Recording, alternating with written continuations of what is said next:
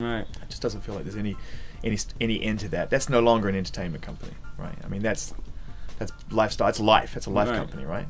In a way. Yeah. That was the initial plan from the beginning, was to build these arms in this company that From the beginning.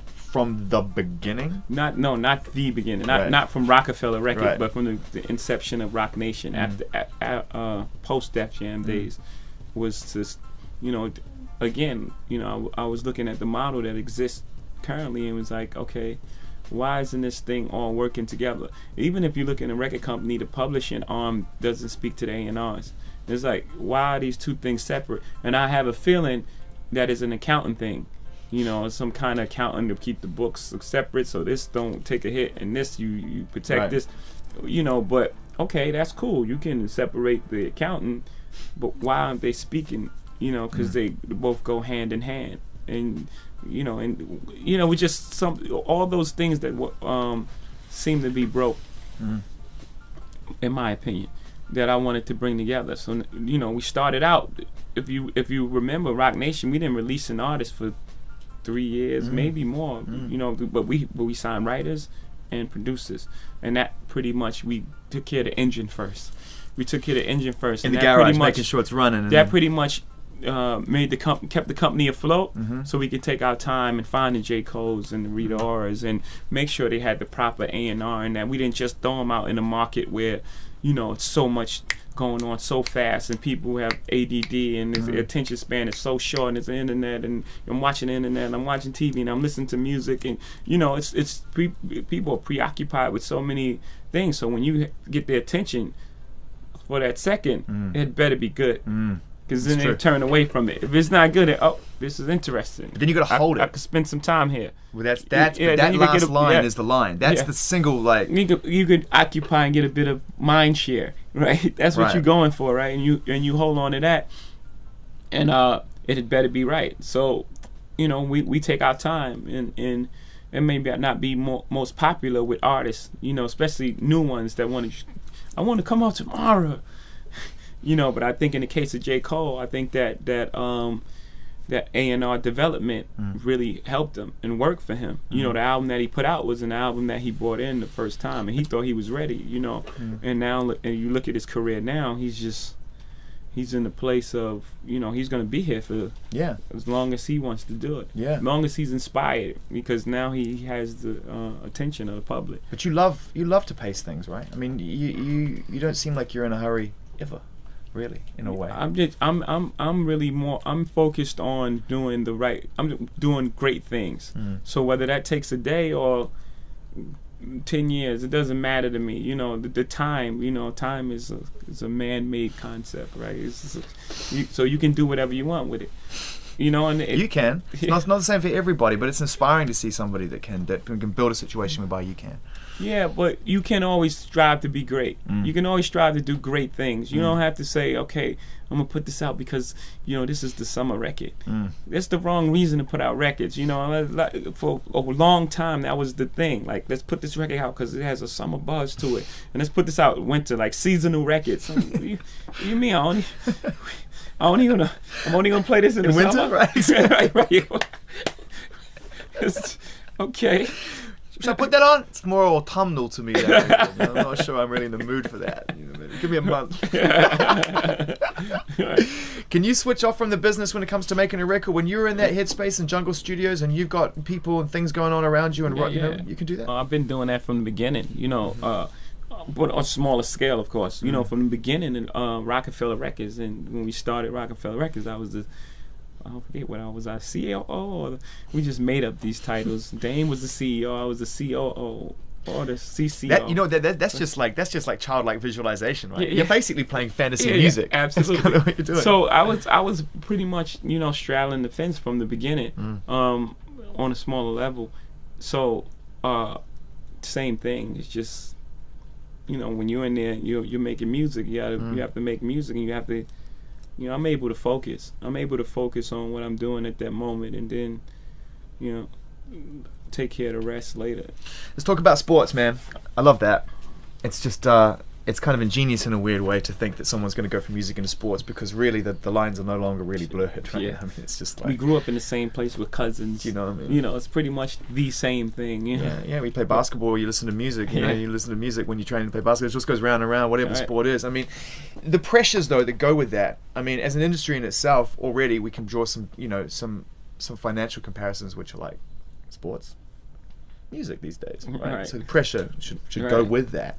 But can you talk about them being cousins, can you find a likeness in the terms of the way that sports people have to deliver and what you've learned in the entertainment industry, and how have you found that transition into sports with what you've learned doing 17 years of music and stuff? Yeah, you know, when you're playing sports, right, you know, the thing about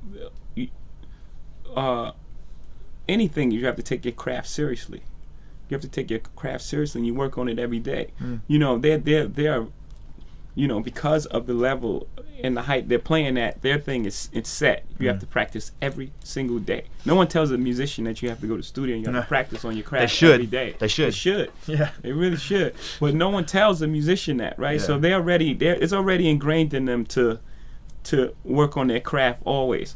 You know, what has been neglected is everything outside of that.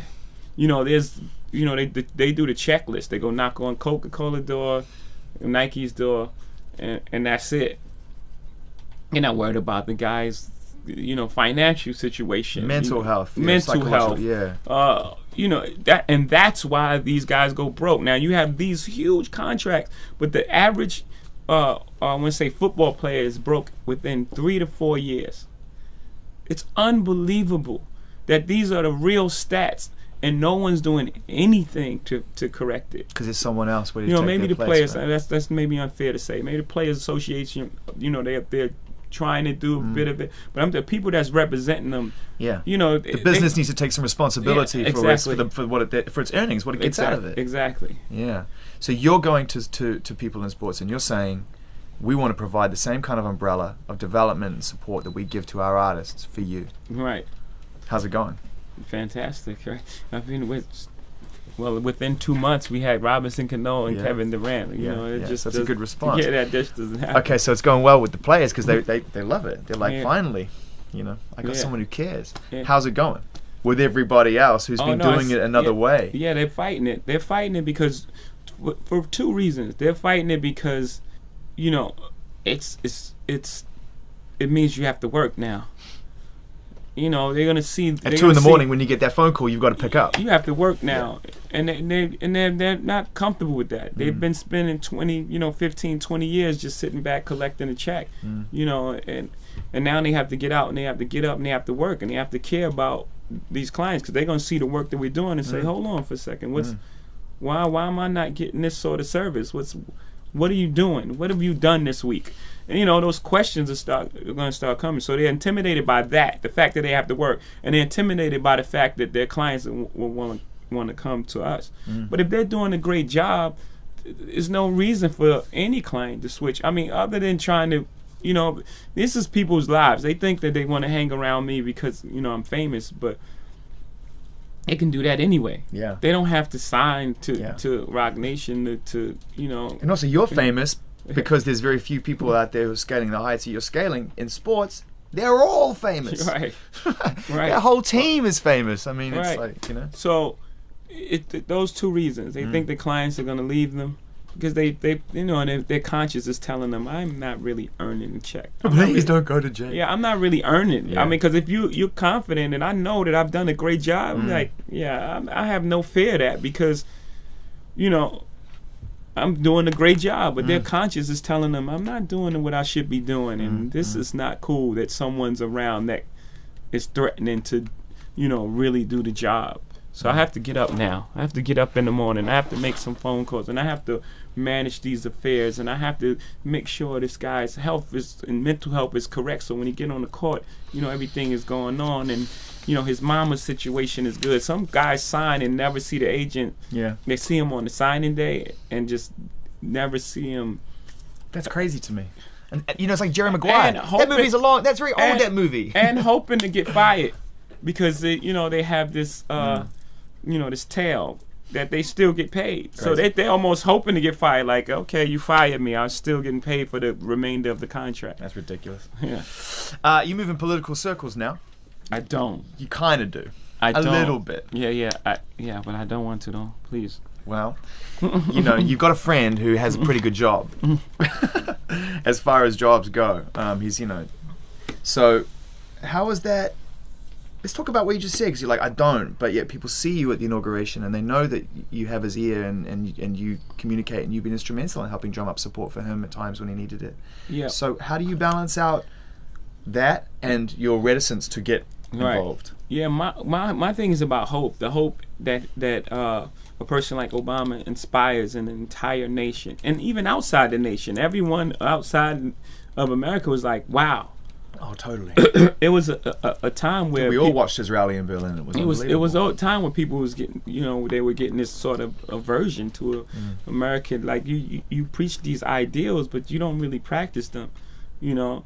And that was a major turn for us to be like, okay, maybe, you know, it is the things that they profess, the land of the free, the home of the brave, and you know, everyone's getting shot at it, any color, creed. You know, now we have to deal. You know, we dealt with racism in America, in that way. That there's a black president. It still exists, as we see with the Trayvon and the Zimmerman trial is going on. Of course, it exists.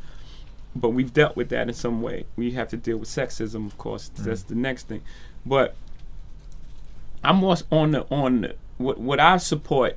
I mean, other than Obama is a great guy, you know, a more than capable president, is the hope that he represents to a generation of kids who grew up like me, that they can, you know, achieve this American dream. So I'm pretty much into that idea. The politics part really bothers me, because, you know, for the most part, these people are putting up arguments against each other, and it's ego, and it's all these things, and it's about everything but people. You know, it's about favors that they owe. It's about not letting the one party dictate what to say. It's about their political future. You know, people will not vote on a bill because they like, this might come back to haunt me if I run for Senate. And it's like, no. Focus on the bill. It's not even about you. Yeah. It's not about you. Yeah. The bill is about the people. Why you vote? You know, they will vote no against health care. Like, who can vote no against health? Like, I don't want you to get better.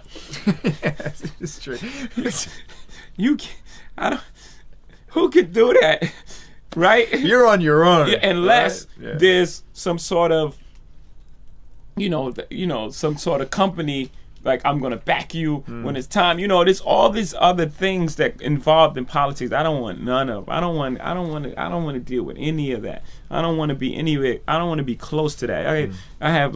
I get like sick to my stomach just to think about, you know, the reasons why things are done, and the people that is really affecting. It's not affecting the people that's voting on it. All those senators, those guys have cushy jobs and they're fine, and they, you know, it's really affecting the real people, and they're making decisions based on their own career, based on their own ego, based on, you know, whatever lobbyists that they're in their pocket.